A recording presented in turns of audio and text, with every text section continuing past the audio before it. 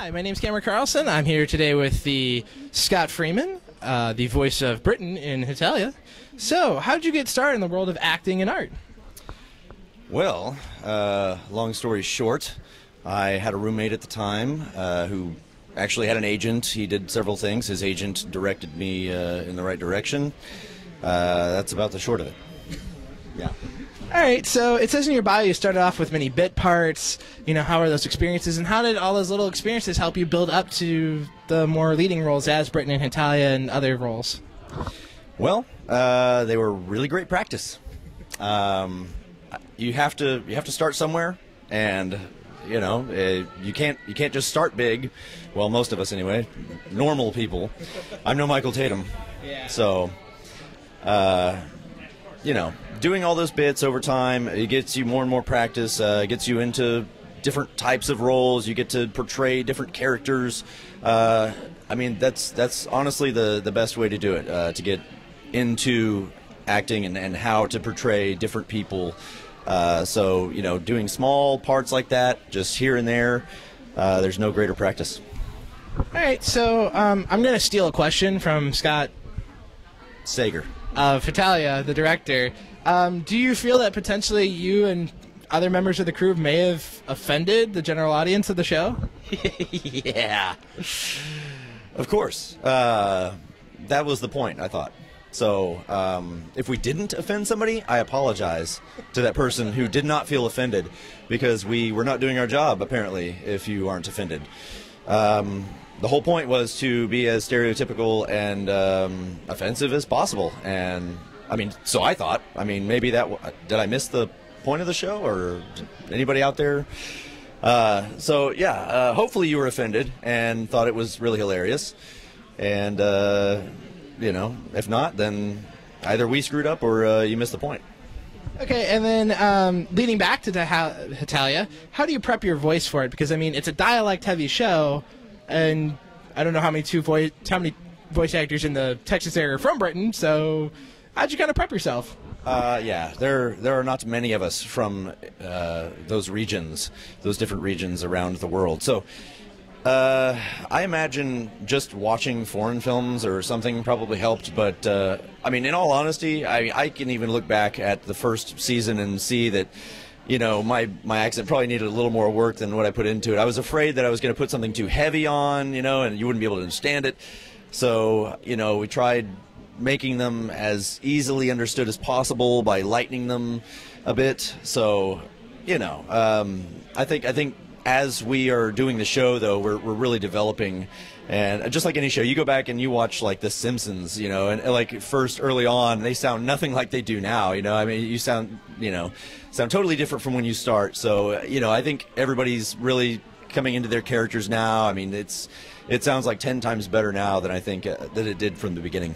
Okay. So, what's it like knowing to work on the show Gaki Ray Zero, knowing that Leah Clark and Alexis Timpton are in it with Leah Clark and Alexis Timpton? How is that, like, cool dynamic of? I know that you guys don't always work. You know, you don't always get to see each other's parts or hear each other's parts. But, like, how's it feeling to know that you have these two awesome leading ladies, and you're like, I'm awesome too?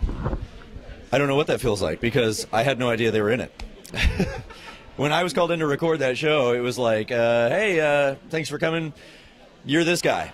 And I was like, oh, I'm that guy? That's awesome. So that's kind of how most of it goes, really. They don't tell you, you know, oh, here's, you know, here's your character, you know, here's who else is playing these characters, you're going to be, you know, doing stuff with them. I mean, it's not like that. So, I mean, you get called in, it's like, here's your part. Sometimes they'll play the audio from the other characters, and sometimes they don't. So half the time you don't know who's in the show. So, I mean, I've gotten to a point now where a lot of times I'll actually ask. I'll be like, oh, who plays that character? Who's doing this one? You know, and so that way I'll know. But yeah, going into that show, I had no idea who was in that show. Okay, so going back to your bio, it says that you started off with a classmate who spoke Japanese, and he had some VHS tapes of anime. What was that anime that got you, like, boom, I want to, like, keep going, watching, and loving it? The very first one, Devilman. Go Nagi's Devilman. That was shocking to me. I honestly had never seen blood in a cartoon before. I still called them cartoons when I was, you know, young. and that opened up a whole new world for me. So I mean, from there it was like Vampire Hunter D, Fist of the North Star, you know, and I just went on. So yeah, that was pretty eye-opening. Okay, and it mentions that you're a musician as well. So do you play with bands, and what instrument do you play? I did. I was in bands for some time. Guitar. I'm a guitarist, and mainly metal. Played lots of metal. Played it really hard. So a lot of drop down, really low tune guitars, really heavy stuff. But you don't make money doing that, and you don't. You end up actually spending more money doing that than you do making money doing that. So it kind of came to a head when I was like homeless.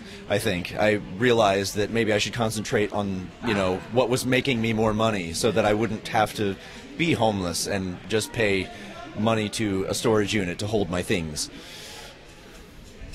So, I know that there's those pesky no disclosures, but is there anything you want to like talk about right now that you're potentially coming up in?